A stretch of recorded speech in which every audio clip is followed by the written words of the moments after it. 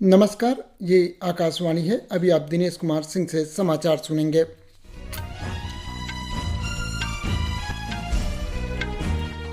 पहले मुख्य समाचार। कर्नाटक में कांग्रेस विधायक दल का नेता चुनने के लिए शाम को बेंगलुरु में होने वाली बैठक से पहले राजनीतिक गतिविधियां तेज हुई। 1986 बैच के कर्नाटक कैडर के आईपीएस अधिकारी प्रवीण सूद को सीबीआई का नया निदेशक नियुक्त किया गया। विदेश मंत्री डॉक्टर सुब्रमण्यम ने कहा, बहुध्रुवीय दुनिया एक बहुध्रुवीय एशिया द्वारा ही संभव।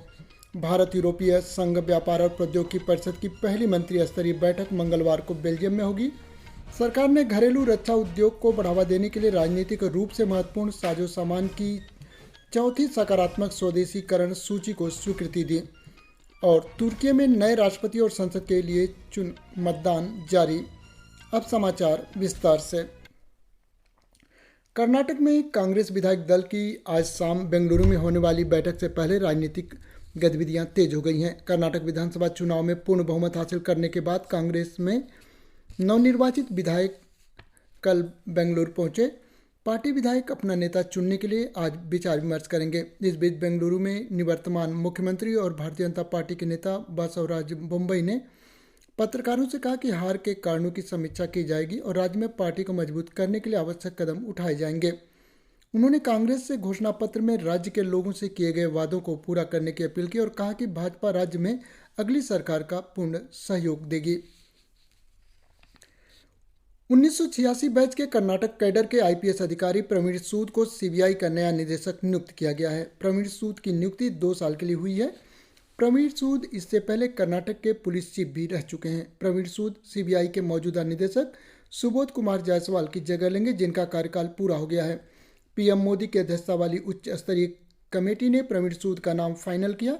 इस कमेटी में पीएम मोदी के अलावा मुख्य न्यायाधीश डीवाई चंद्रचूड़, नेता विपक्ष लोकसभा अधीर रंजन चौधरी भी शामिल रहे।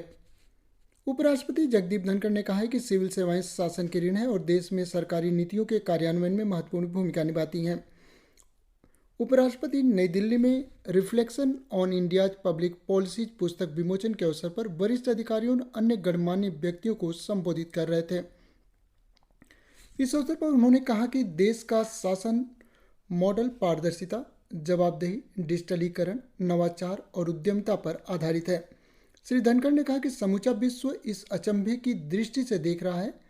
उन्होंने कहा कि योजनाओं के सफल कार्यान्वयन की वजह से कमजोर वर्गों का सशक्तिकरण संभव हुआ है। इससे हाशिए पर रहने वाले नागरिकों तक आवश्यक सेवाओं की पहुंच सुनिश्चित हुई है। इस अवसर पर उपराष्ट्रपति ने सिविल सेवा अधिकारियों से गर्व के साथ राष्ट्र की सेवा करने का आह्वान किया। भारत यूरोपीय संघ व्यापार और प्रौद्योगिकी परिषद की पहली मंत्री स्तरीय बैठक 16 मई को बेल्जियम के ब्रसेल्स में होगी। वाणिज्य और उद्योग मंत्री पीयूष गोयल, विदेश मंत्री डॉक्टर एस जयशंकर तथा इलेक्ट्रॉनिक्स और सूचना प्रौद्योगिकी राज्य मंत्री राजीव चंद्रशेखर संयुक्त रूप से इस बैठक की सह अध्यक्षता करेंगे। यूरोपीय संघ की ओर से सह अध्यक्षता कार्यकारी उपाध्यक्ष श्री डोब्रोस स्कीस और सुश्री वेस्टागर करेंगी। व्यापार और प्रौद्योगिकी परिषद के गठन की घोषणा पिछले वर्ष नई दिल्ली में प्रधानमंत्री नरेंद्र मोदी और यूरोपीय आयोग के अध्यक्ष उर्सुला वॉन डेर लेथेन ने की थी।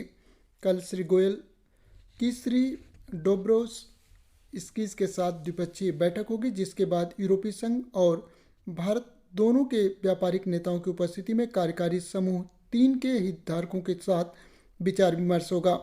बैठक व्यापार, प्रौद्योगिकी और लचीली आपूर्ति श्रृंखलाओं पर केंद्रित है और इसमें यूरोपीय संघ और भारत के 6 उद्योगपति शामिल होंगे।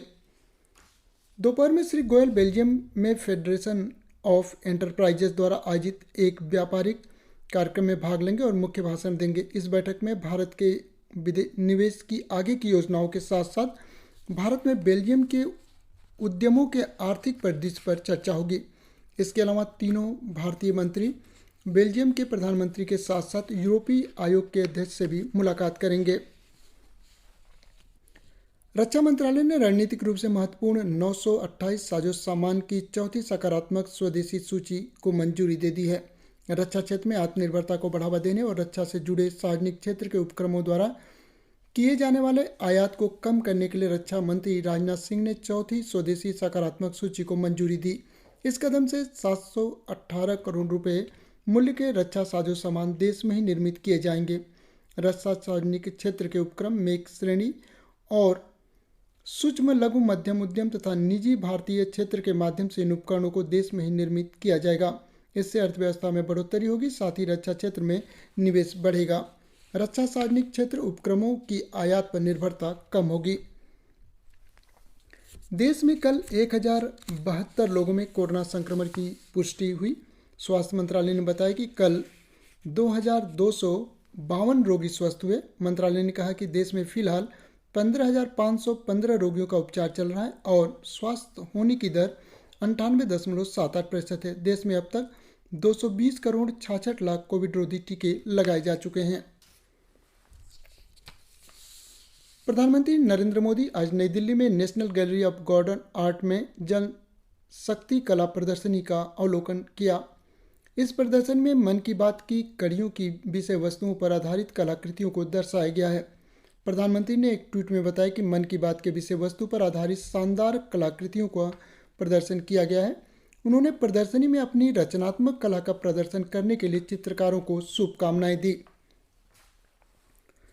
आकाशवाणी के समाचार सेवा प्रभाग से हिंदी और अंग्रेजी में लाइव फोन इन कार्यक्रम पब्लिक स्पीक में कल रात 9:30 बजे कर्मचारी भविष्य निधि संगठन की उच्च पेंशन योजना पर विशेष चर्चा प्रसारित की जाएगी।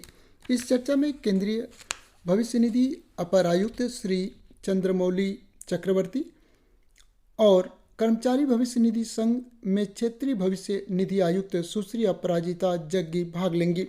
श्रोता कार्यक्रम के दौरान विशेषज्ञों से आवेदन प्रक्रिया, अंतिम तिथि, बची हुई देय राशि की गणना, भुगतान के तरीकों, उच्च पेंशन से जुड़े अन्य सवाल टेलीफोन नंबर 011-237-17106 और 011-233-14444 पर फ़ोन कर पूछ सकते हैं। आप अपने प्रश्न व्हाट्सएप नंबर 9289094044 पर भी भेज सकते हैं। चक्रवाती तूफान मोखा म्यांमार के उत्तरी तट से होता हुआ बांग्लादेश के कॉक्स बाजार के टेकनान इलाके से 60 किलोमीटर दूर 2 से 3 बजे के बीच गुजर चुका है। ढाका में बांग्लादेश के मौसम विभाग ने बताया कि यह चक्रवात शाम 6 बजे तक बांग्लादेश को पूरी तरह पार कर जाएगा।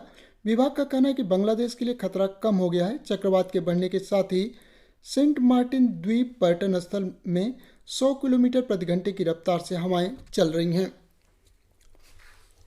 5,000 से अधिक लोगों को इस द्वीप से हटाकर सुरक्षित स्थानों पर ले जाया गया। सरकार कॉक्स बाजार और चट्टोग्राम से 7 लाख लोगों को पहले अस्थायी शिविरों में भेज चुकी है।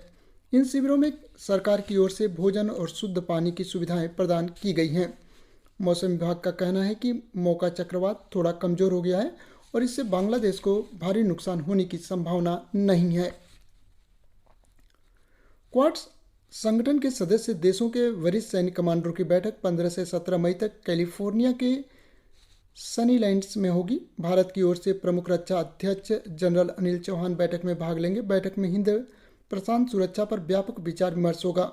यह आयोजन 24 मई को सिडनी में होने वाले क्वाड शिखर सम्मेलन से पहले सदस्य देशों के बीच सुरक्षा सहयोग को नए स्तर पर ले जाने का प्रयास माना जा रहा है।